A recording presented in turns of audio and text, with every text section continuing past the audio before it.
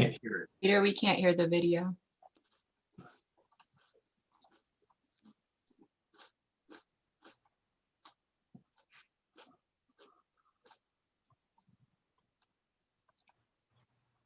Are you not able to hear the video? We couldn't hear it. Okay, let's try that again. Although I think we all have it memorized. I bet. Candace, I beg to differ. Let's do it by the book. You know why. To do it by the book, but I'm just saying. COVID-19, this meeting will be conducted as a Zoom meeting pursuant to the provisions of the Governor's Executive Order N-2920, which suspends certain requirements of the Brown Act. This meeting is being live streamed on the CCTA website. The chair will call upon members, staff, and other speakers by name. Please speak clearly and state your name before giving comments or remarks. Persons participating via Zoom with their cameras enabled are reminded that their activities are visible to viewers. Members participating by Zoom wishing to speak should physically raise their hand and unmute their mic when called upon. Members should remute their mics when done speaking. Citizens participating by Zoom wishing to speak should use the Raise Hand feature or dial *9 if participating via phone, and the chair or staff will call upon them at the appropriate time. Citizens will have 3 minutes to speak. A 30-second warning will be provided. After 3 minutes, staff will lower their hand and mute their mic. Participants via phone will be called upon by the last 4 digits of their phone number. It is requested that public speakers state their names and organization, but providing such information is voluntary. Written public comments received in accordance with the COVID-19 Special Notice for Public Comment Guidelines are printed on the meeting agenda. If authors of the written correspondence would like to speak, they should raise their hand and the chair will call upon them at the appropriate time. All written correspondence received after that and during the meeting will be entered into the record. A roll call vote will be taken for all action items. Thank you for participating in a meeting of the Contra Costa Transportation Authority.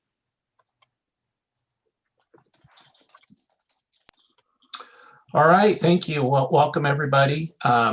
So because we're running short on calendar days and everybody's very busy, we asked the TAC members, rather than having an official TAC meeting, we asked the TAC members to join us here. So several people on the call are also from the TAC and can provide comments on the draft plan as well. So Fifi, you want to call the roll of the Policy Advisory Committee? Okay, when you hear your name, please let me know you are here. Anderson. Here. Anderson. Here. Allen. Bremner. Geringer. Present. Howell. Present. Hudson. Here. Hirsch. Here. Krieg. Here. Ramassier.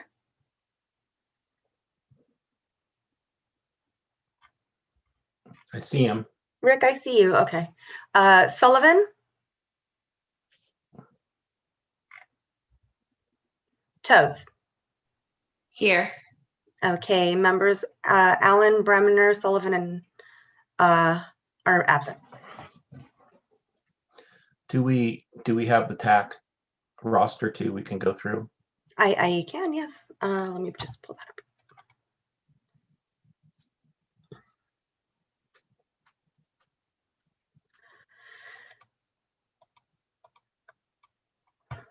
TAC, okay. When you hear your last name, please let me know you're in attendance. Acuna. Adams. I'm here.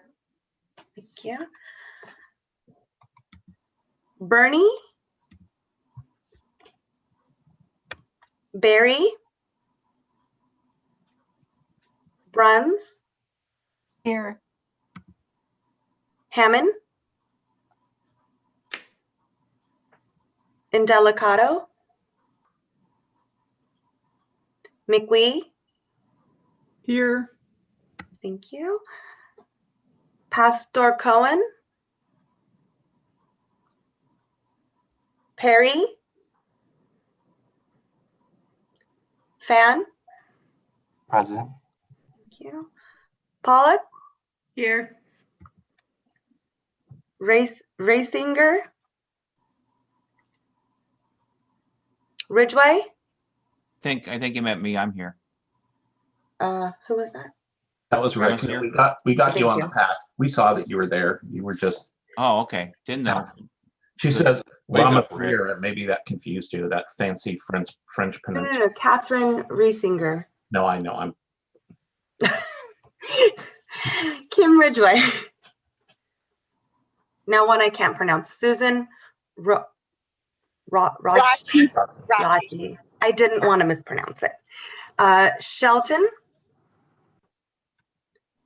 Derek Shelton. Drennan Sheldon. Rob Thompson. Yeah. Thank you. Suzanne Sang. Elaine Welch. Here. Matthew White. Okay. Okay, great. Thank you. Let's move on to item 3, public comment. Did we receive any written public comment for the meeting? We have not received any public comment. Does anybody on the call wish to provide public comment? This is for items not on the agenda. I don't see any hands. Fifi or Terry Ann, do you see anybody raising a hand? Or Do No not. comments. I have to jump between screens here, so. I don't see any public No. comment. Okay, great. With no public comment, we will move on to item 4A, approval of summary of actions. Does anybody have any questions or comments on the summary of actions? If not, I'll look for a motion in a second. I'll move to approve. Candace? Second, Hutton. The supervisor Anderson approved, Hudson seconded. Call the roll, please. And this would just be the PAC. Committee member Anderson, how do you vote? Aye. Anderson, Aye. Geringer, Aye. Howell, Aye. Hudson, Aye. Hirsch, Aye. Creed, Aye. Romassier, Aye. Toth. Yes. Motion passes unanimously by all members present. Great, thank you. So let's move on to item, the main item, and really the only item on the agenda today, and that's item 5A, review and comment on draft Contra Costa Accessible Transportation Strategic Plan. And for this, you all had a copy of the draft plan that was attached to the agenda that was sent out. And I will note that while we want to get comments today, we will be able to take comments, written comments, up till February 2nd on this initial draft that's available to you. So I don't think I got that into the staff report. I apologize for that, but I just wanted to note that. So I'm going to turn it over to Richard Weiner to cover this item. Great, thanks very much, Peter. Good to see everybody again, and this is our last meeting. It's a culmination of a lot of work and a lot of substantive input from all of you. As you can imagine, we weren't able to integrate or address all the issues, particularly those where there were some contradictory inputs that we got. So to some extent, this is also a reflection of the thinking of the whole team, by which I mean the Nelson Nygaard team and then staff, Peter and John and Corrine. So I invite others on this team to respond to questions as they come up. But this really is an open forum that we have to get your input, and we welcome your comments. So I guess I'll let Fifi call on people again, because I only see the one screen as does Peter.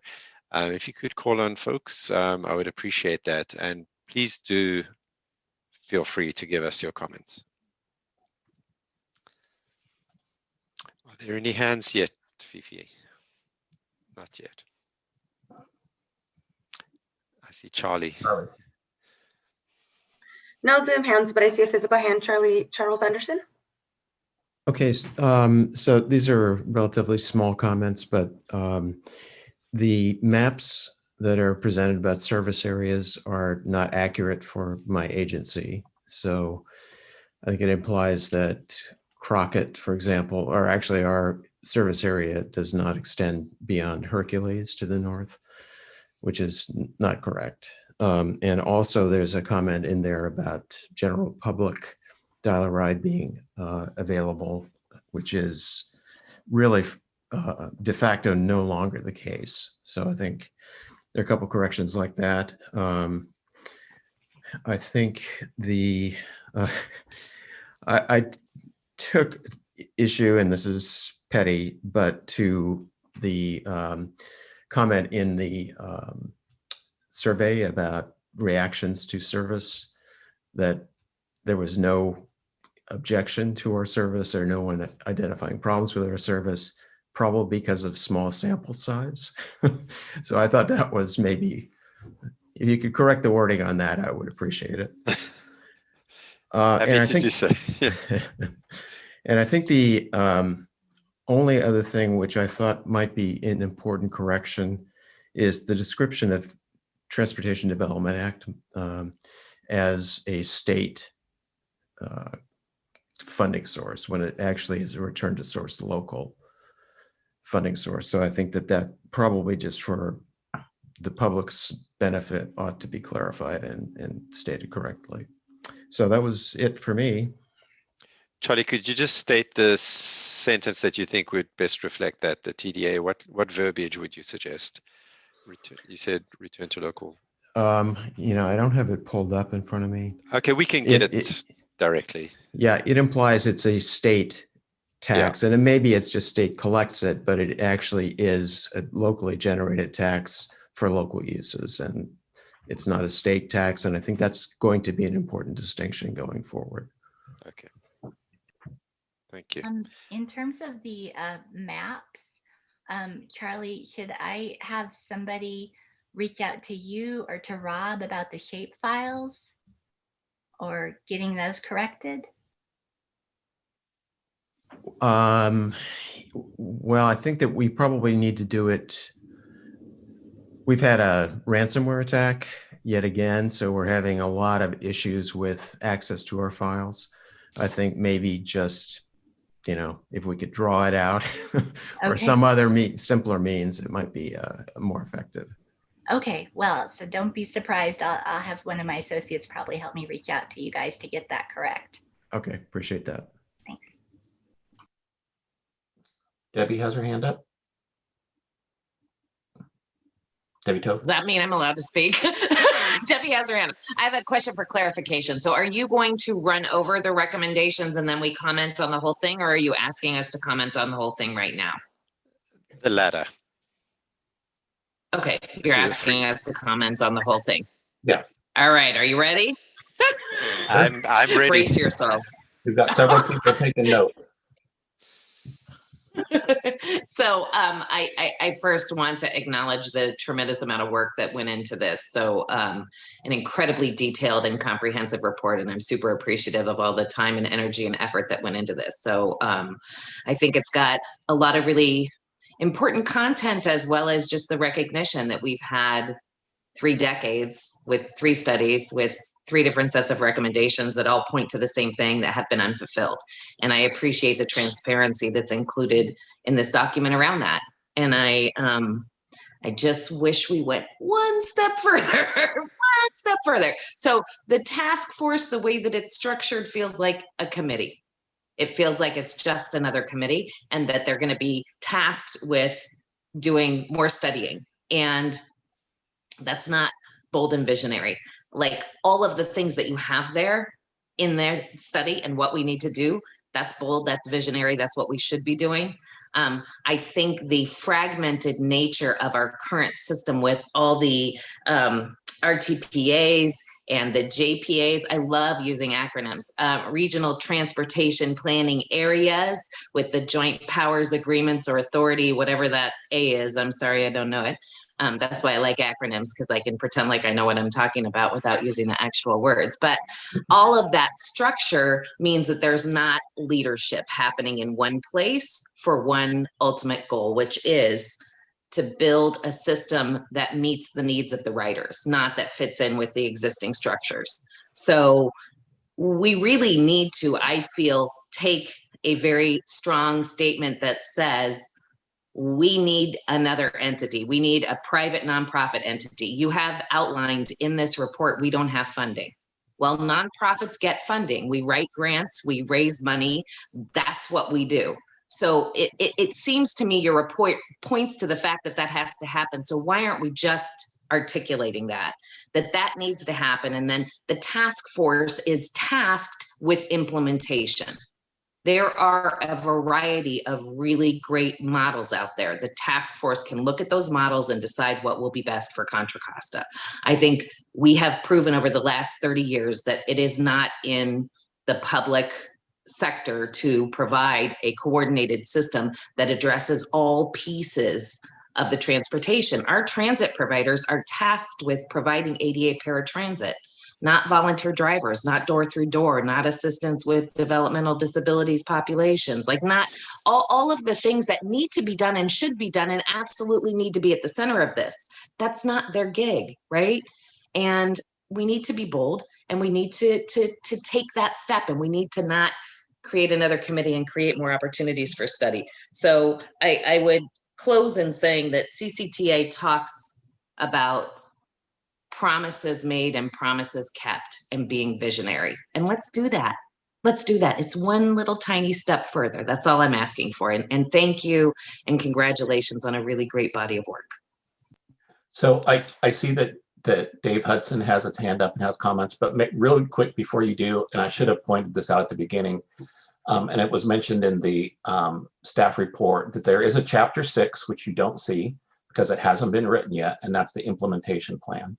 And basically these comments that you're making, and Debbie, your comment goes right into that, into kind of taking the strategies and then putting them into, okay, how are we going to implement them? And that's where, and correct me if I'm wrong, Richard, in this, but that's where we would say, okay, we put up the strategy of the task force. Here's the task force role. Here's how we recommend the task force is implemented. The task force, I think, is in there, and maybe it's not clear enough, has really three tasks that it's supposed to do, and I think those will be well defined in the implementation plan, and that will be what the authority and the Board of Supervisors looks at in moving this forward is not only the strategies but the implementation plan itself and how to move this forward. So that chapter is still not here. It will be written for the final document, and we can discuss towards the end of the meeting the next steps on that. Richard, did I say that right? Yeah, that's correct. And, I would totally welcome input on the implementation plan. We won't be having another meeting, but we should distribute it to this group to get input as well. Perfect. Mr. Hudson. Yeah, I have a ton of things to say, and I'll just say ditto, Debbie, because you covered every one of them. And after what Peter just said, I would say great, because I really I'd love to separate this to 2 separate items at the end when you get to this chapter 6, and that is the private side or the public side, and make sure we're not stepping on any toes when we do this. I mean, we can come up with great ideas, and it goes into the MTC cloud of mist of, that was a great idea and it's sitting on a floor somewhere. But I can't say it any better than you just heard it, except for those Iwasaki-ism at the end. Do not put my name next to this promises made, promises kept Randyism that I had for 50 years, it seemed like. But outside of that, I think, Debbie, you're spot on. We've reached a point. I don't want to get to the end of this and say, I recommend another study. I'm 30 years of that. I can't do that anymore. We need to come up with something. And I think that's the focus, Debbie, on, all right, is it private? Is it public? What's the pluses? What's the minuses? Is there something that can utilize both? Because I don't want to step on one toe just to do another thing and find out we're back here again in 5 years. Points very well taken. Elaine has her hand up. Elaine Welch. I want to echo what's been said. It's great when what you're thinking is being said and articulated so well. Thank you. All I wanted to say I had a question on the Mobility Matters parts of this. There are some inaccuracies, some content corrections I want to make, not style, but content. And who do we get these to by the second? Who should we send them to? So far, we've been getting input sent to you, Peter, directly. Is that Yeah. correct? Yeah. Just send it to me or Fifi and we can, or both of us, Okay, and we'll get it to Nelson Nygaard. thank you.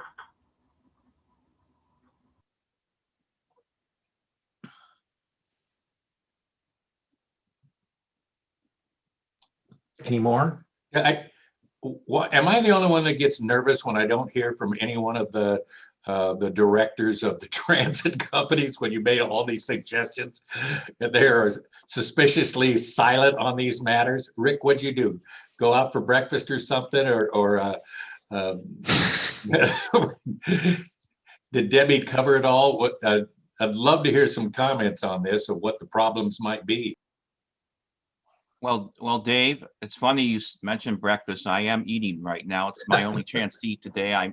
Just so you all know, I have 7 Zooms today, and the last one starts at 5 o'clock. Speaking of MTC, so I had to step out and also take a biology break, and I missed most of what was discussed before you started the Q&A. So I don't feel like I can comment. I'm hoping to catch up as the meeting goes along. So I do. You can just say you agree, Rick. It's fine. No, it's not. It's I never do that when I have 2 of my board members present. Deanie's here. So, Rick, anyway, maybe I could so paraphrase what Debbie, because I agree with Dave. It would be good to get your input. I mean, if I can just paraphrase in a nutshell, what I think Debbie said was that, you know, in that spirit that we've been hearing all the way through, firstly, she appreciates the transparency, which we talked about. We've had 3 studies. We don't want to have yet another one.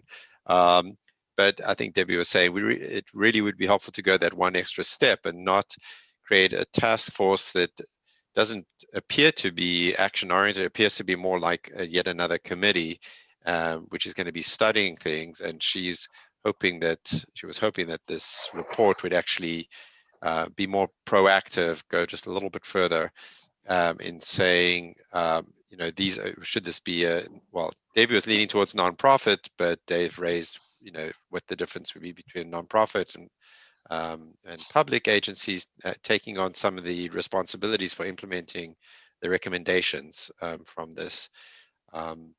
So I think that's the gist of it. But so we'd be interested in hearing from the transit agencies, because this, you know, obviously this would affect your operations as well.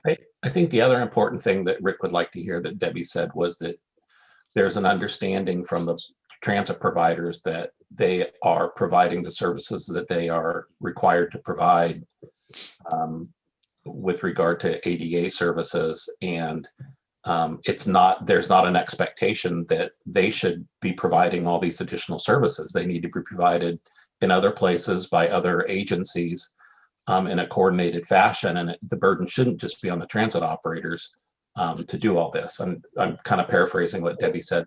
I said that correctly. Yeah, yes, and I would add that they've really stepped up and done things that aren't in their wheelhouse during this pandemic. We've had a really incredible experience with County Connection and working with Rashida, and where County Health Services has really targeted who the highest risk populations are, and that County Connection has totally stepped in and done things that they haven't before. But I don't think that in a non-emergency situation that they should be focusing on things that are not what they're supposed to be doing. Like, there really should be this entity whose job it is to build a system that meets the needs of the people around the needs, and can coordinate with all of the transit providers who are doing what they're required to do, but the burden of coordination is pulled from that.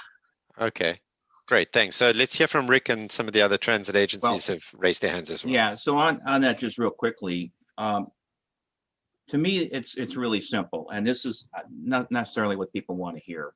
How you get from study to action is money.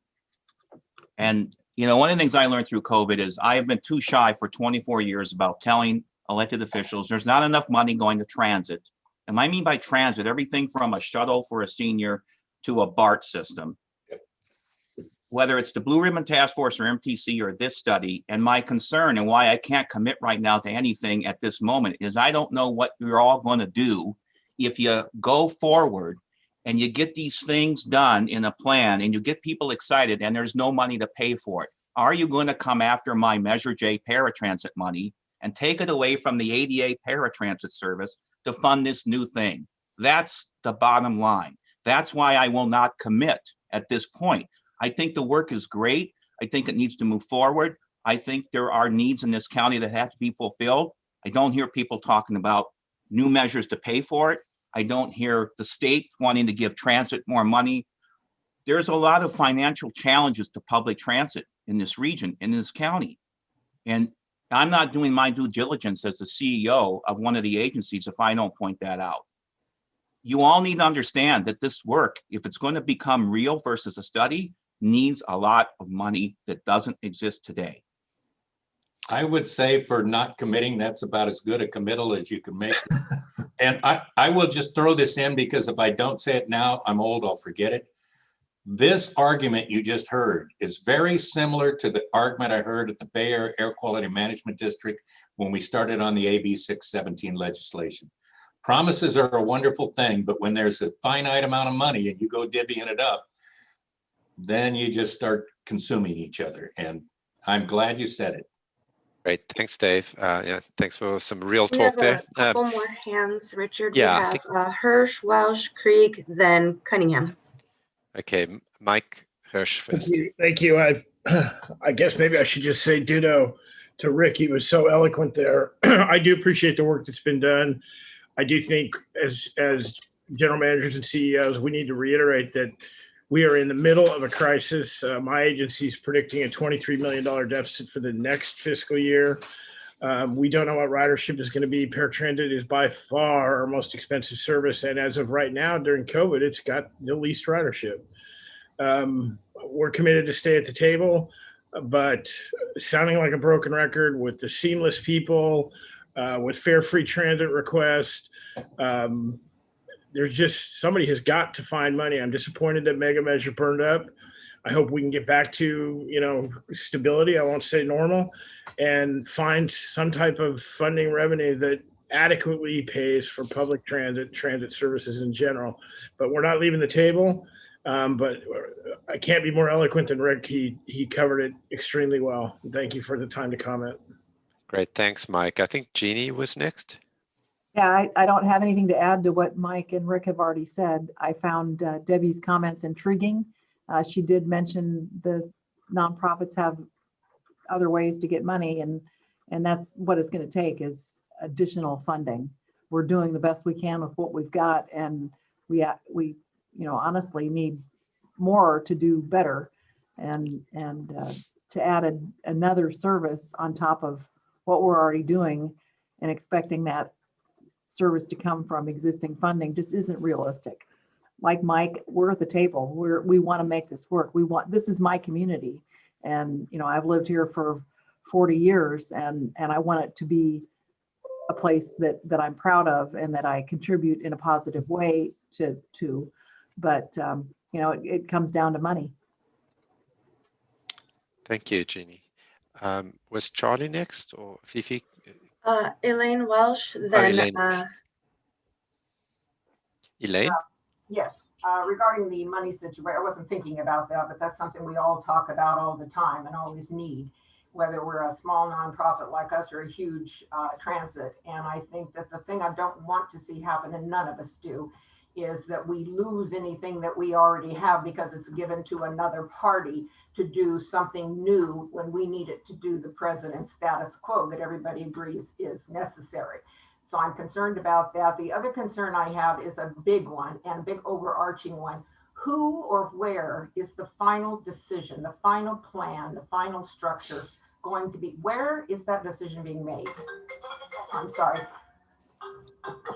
Where is that decision going to be made? Who is it vested with? A committee? Is it the board?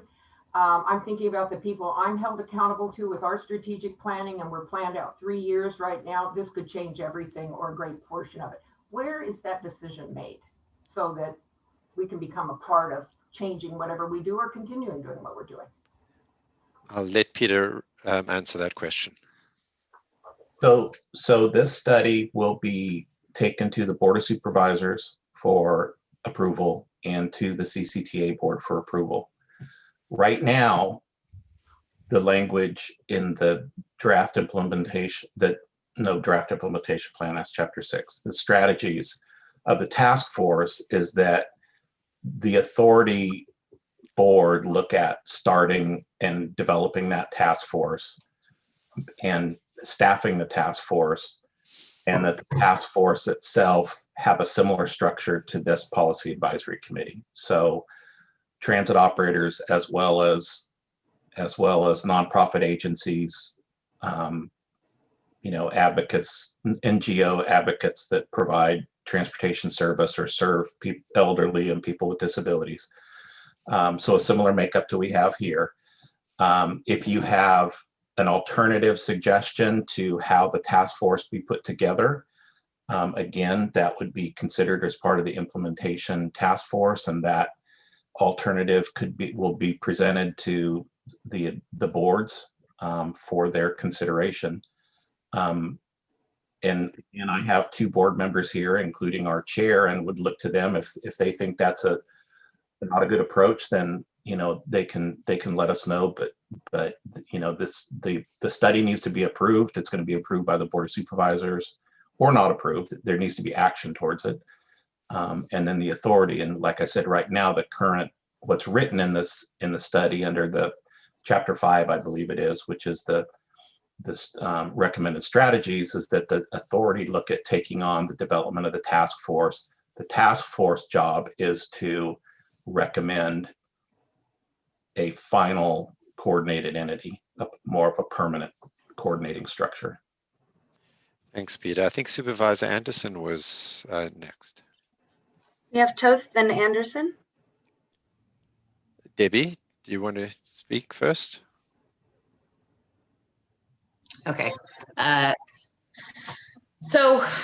Thank you, Jeannie, for bringing up that I did mention money. It is in the report, and it is something that absolutely has to be addressed. And that's all part of the transparency thing that we're talking about.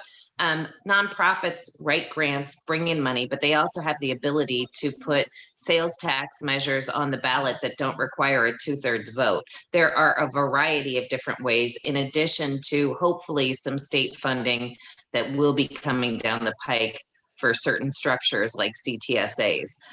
So we're working on that with our legislature, and we have to get budget champions, but this is what we do, right? So I think that all of that needs to be considered. Nobody's coming for your Measure J money. We want you to be able to continue to provide the paratransit services that you're providing. Nobody's looking to take from existing services, as Elaine mentioned. They have to be held strong, but every study shows that if you provide better options, people will utilize paratransit less. And we will see that over time. Nobody's going to come and take your money first. We will see that over time, I believe. And I think our Contra Costa County Connection pilot proves exactly that, where we use Silver Ride, where we have reduced the cost of trips, we have lowered trip times, and we have improved rider satisfaction. So let's not leave all of the stuff that we studied that comes to the table out of the conversation. And I think John was waving his hand at me. Maybe I was saying something wrong. If it's my turn, I can go ahead. Yeah, Cunningham, then Anderson.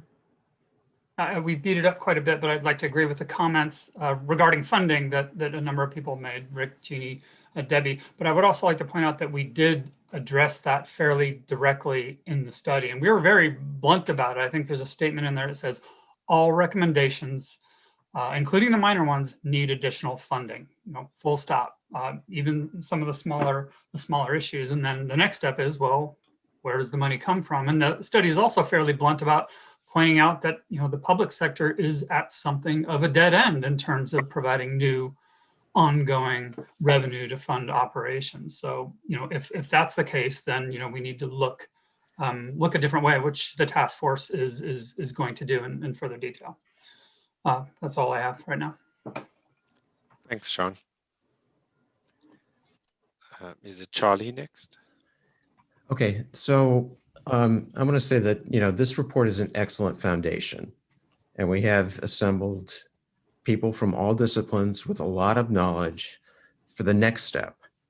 And as much as everybody wants to be bold at this moment and get something accomplished, there's a critical piece of how you do it and who brings what to the table and what advantages do different sectors contribute to a goal that I think we all share. So the money is a critical issue, and to propose a solution at this step without that next task force step, it's not just a study, it's, you know, people behind, shoulders to the wheel to try and get, you know, progress made on what is essentially an excellent statement of need in the county, and a, you know, an urging to people to take this seriously and get something done. So I think, you know, we're all in, but this, to Debbie's point, to propose a way of getting this delivered right now is a step premature. So I think, you know, we're supportive of the way that this is proposed and the strategies and solutions to get something actually done in the county. But, you know, don't take it one step too far at this point, because none of the operators who have responsibilities to the public and the communities can commit to anything like that right now without being at the table and working out a viable solution to it. Anderson. Mute. You're on mute, Candace. Okay. Oh, Great speech, Candace, but you might want to unmute. you're still on mute. Sorry. No, I keep getting muted, and more importantly, someone kept lowering my hand. So I'm sorry. I was trying to speak a while back. I think, Peter, you called on me, and then I got booted out. So no, I again, from day one, I haven't wanted to see us go through this exercise and not have something come of it. But I've got to say I'm leaning more in the Debbie camp, and that's because I sit on County Connections Board, and I realize we really don't have the ability at this moment in time to undertake a lot of new programs without a lot of new funding. And we're already doing a lot of innovative things. And I think, as Debbie pointed out, the partnership we created in with her organization with regard to moving our senior population. Nonprofits are much more nimble than government, and they can get grant money. They can also, as Debbie pointed out, put ballot measures on the ballot and get additional funding. So I really want to see this move forward, but I really want us to continue thinking outside the box of our typical transit operators providing services to how do we do this in complement to our existing, you know, transit operators. And I think that's where we're going to find the success. That's where we're going to have the nimbleness to go out and get grants from, whether it be MTC or whether it be Chan Zuckerberg, whether it be some other nonprofit that really thinks, or some philanthropic organization that wants to see alternatives.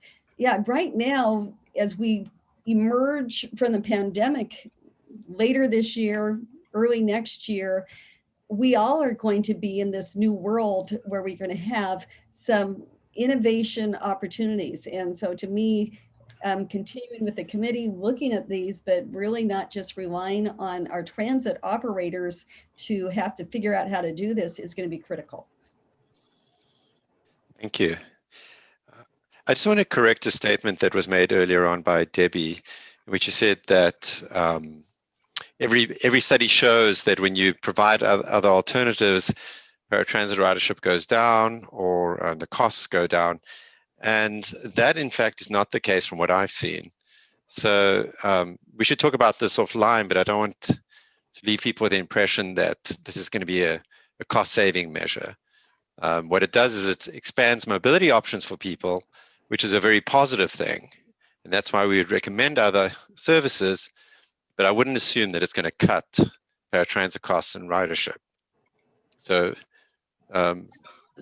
I'm not saying it doesn't cost money to provide the other services, but when people have other options than paratransit, they will use those options, which reduces the burden on paratransit. So if I misspoke, I apologize, but that's the point I was trying to make.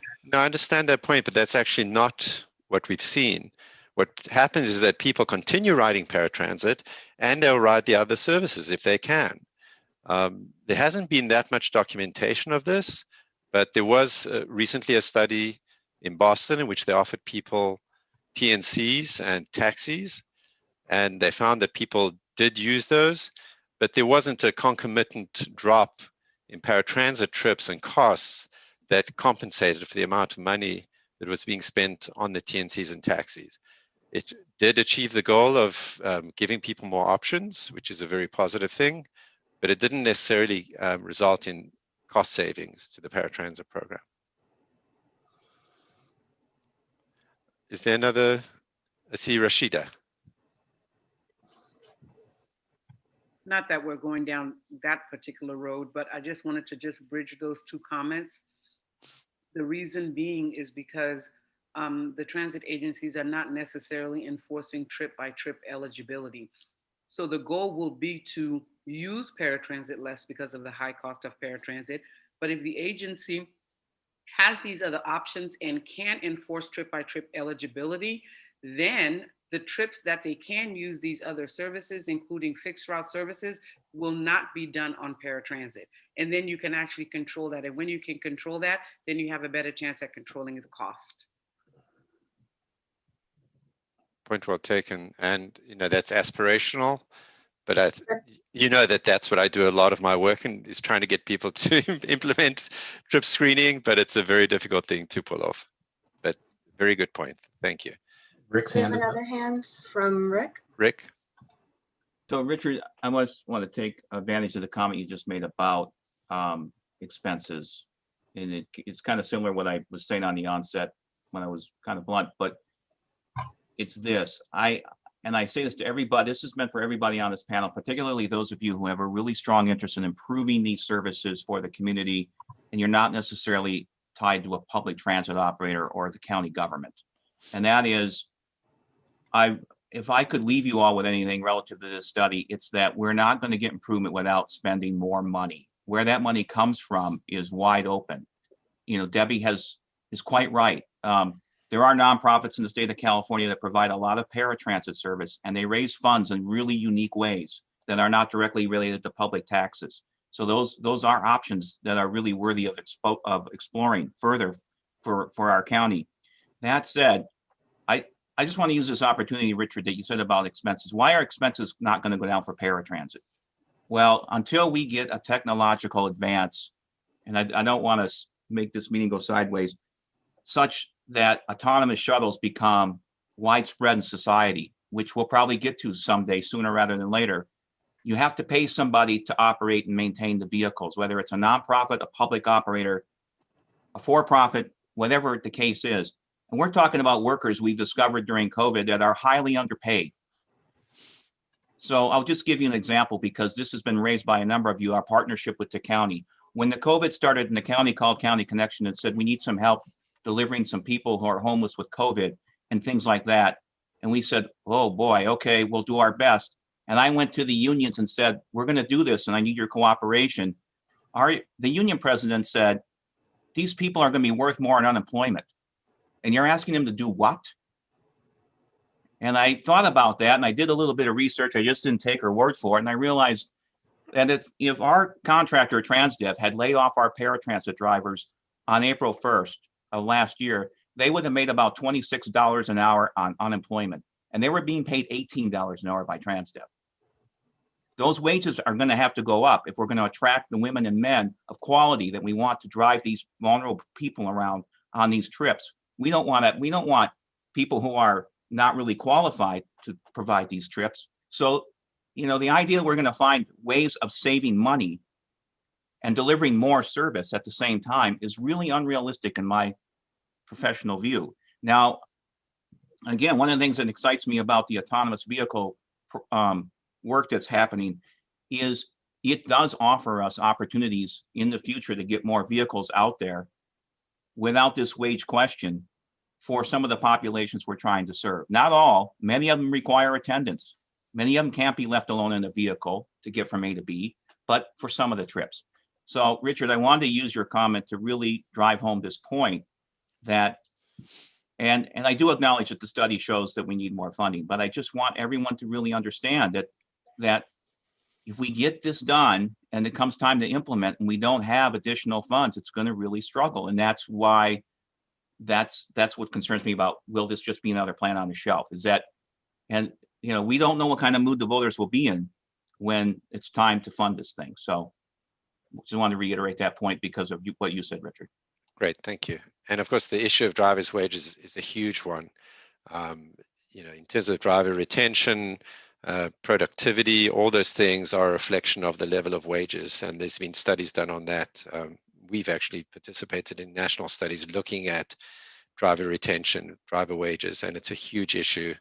And it does raise some interesting equity issues in terms of nonprofit drivers generally being paid even less than those in the public sector. So, but that's another question. Are there any other hands raised? I see Elaine.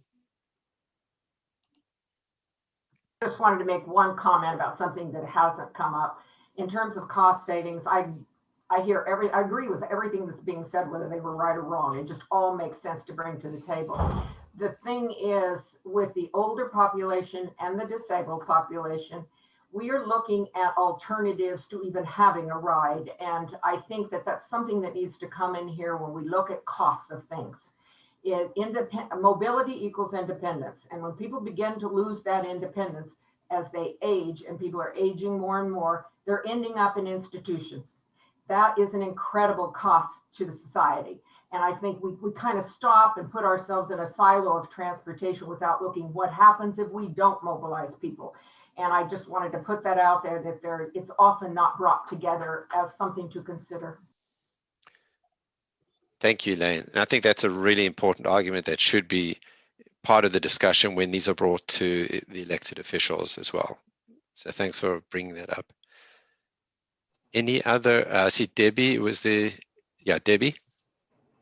So yeah, thank you, Elaine, because Elaine saw that firsthand when she was going into those skilled nursing facilities to interview people so that we could transition them back into community living. And the reason they were there was because they lost their car keys. Like, she saw those stories and talked to those people. It's real.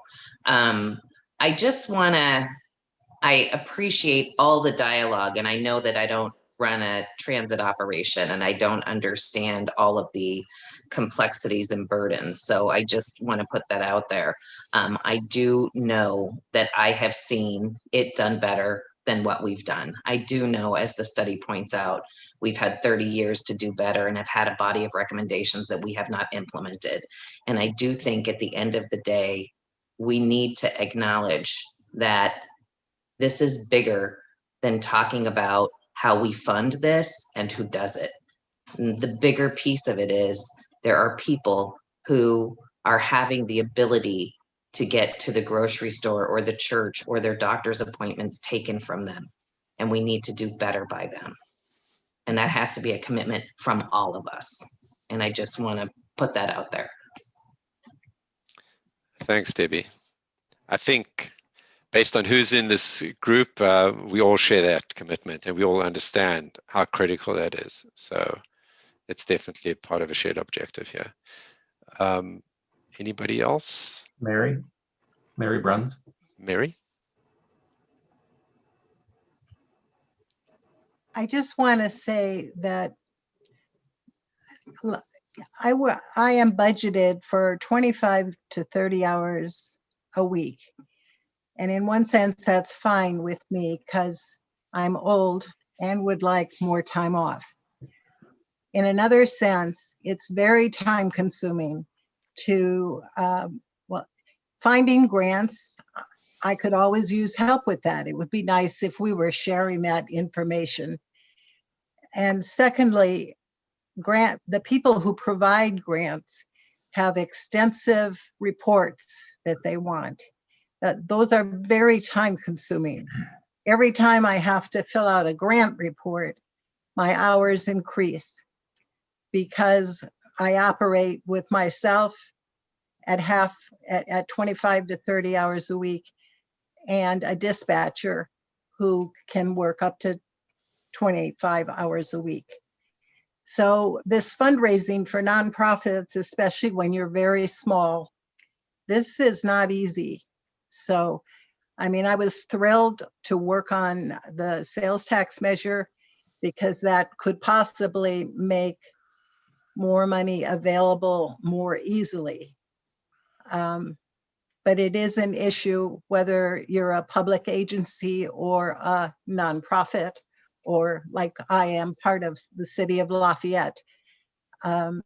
So I think some people who have more staff have more ability to search out this funding than for example, I do. So I just want to put that on the table as part of the picture. Thank you, Mary. Is there anybody else who'd like to comment? Nicole? Hi. So I want to pick up on that thread around nonprofits. And I want to be clear that yes, we are nimble and yes, we have opportunity. That does not mean that our elected officials and our county officials do not have the responsibility to still be working with other sort of larger foundations to be coming together with us to sort of lay that foundation. That it doesn't mean that whatever nonprofit would manage this. And I think to your point, Mary, it does have to be a larger coordinating nonprofit that has that capacity and structure. But I really want to be clear that it would require the commitment of our elected officials to be working cooperatively, to be leveraging their connections, to be leveraging what support their cities or counties can provide to meet that need as well. It's not one or the other. It has to be both cooperatively. And if I can just jump in, Nicole, I agree with you 100%. And that's how we've had the positive relationships we have with so many nonprofits that are filling a gap because they are partnering with the transit agencies, with the county, with county health, whatever it is. So I agree. No way in my remarks was I trying to say, oh, I'm standing back. You guys just go do whatever you want to do. It also has to be part of all of our coordinated transportation system with CCTA. So just making sure I'm clear with my comments. Thank you. Maybe I Peter? can just add real quick onto that as well is I think part of the concept of this multidisciplinary task force and hopefully, final entity with input from other federal agencies or other federal programs like the Veterans Administration or Veteran Services and the different county programs is that there's more expertise and knowledge and funding that comes out of other funding silos rather than just transportation. Transportation obviously is what we're talking about, but a lot of federal agencies have funds that go towards transporting clients and people who fall within that agency's purview, and we need to have some expertise in being able to identify that and bring that into the program as well.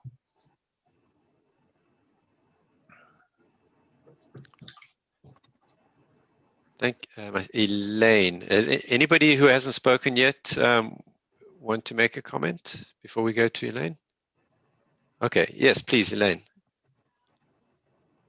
Last comment, I just want to say a brief statement. Free programs are not free to run. And I think it's very important as we are looking at all this and talking about funding, there's a big fantasy out there that volunteer programs are cheap. I have over 200 volunteers that work for nothing but the sheer joy of helping another person. But I have 6 people in this office that make that happen. It's not a simple thing where people don't just step up and give a free ride. You have all kinds of issues around safety, liability, how to prevent falls. There's so many things that the average layperson does not know, and we are held accountable and responsible for it. So I just want to be sure that there isn't a fantasy out there that free programs are free. Totally well taken point, and we've learned that over the years.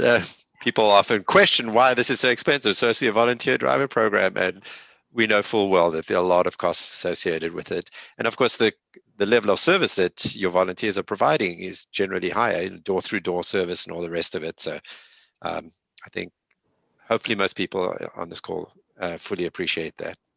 Thanks, Elaine. With that, thank you. That was really substantive input. Appreciate it. We will confer internally amongst the 6 of us. I think that's 6, as to how to address some of these issues. I think many of them have been addressed, but some of them absolutely require some amplification or some changes. So that's what we'll be doing over the next couple of weeks. But I'll hand it back to Peter to tell us what the next steps are. Yeah, so I think a couple of you have mentioned some contextual issues in the document that need to be corrected, Charlie and Elaine. So if you can, and anybody else, if you read through the document and there's some information in there that factually is incorrect, then please get it to me and, or send it to Fifi and CC me, and we will make sure that that gets into Nelson Nygaard's hands so they can make those corrections. We put, I mentioned at the beginning of the meeting, February 2nd as a deadline. If you, the earlier you can get it, the more we can focus on the implementation, make those corrections and focus on the implementation plan. We would love to be able to, you know, I can't commit to the timing right now, but get the implementation plan written and get it back out to you for, we won't have another meeting, but at least you can take a look at it and, you know, provide maybe one last round of comments. And then there's always the opportunity, of course, at the Board of Supervisors meeting, at the CCTA meeting, to come and make comment as well at those during the discussion of those items. So the next steps, I think I just kind of went through those. We're hoping we're hoping this is the last meeting. I think we got, like Richard said, great input. It was a really good discussion today. And I personally want to thank all of you for your participation in this. I know we said 3 meetings, it turned out to be 5 meetings. This study was very important. Unfortunately, it happened at a time where all of you were very focused on more important things. Although this is important, I don't want to, you know, downplay this. And by the fact that you all showed up at these meetings and provided comment shows that it's important to you as well. Even with COVID going on, and in the case of the transit operators, the Blue Ribbon Task Force and all the unknowns. I personally think we've got a really good plan, and I appreciate your recognition of that. And I think we've got a good step forward, a good next step. I think we heard everything that you want to see regarding the implementation plan, and I think Richard got all the information he needs. So again, thank you all for the time you spent on this and all of your great thoughts on this. So unless there's any last comments, I will look to adjourn the meeting.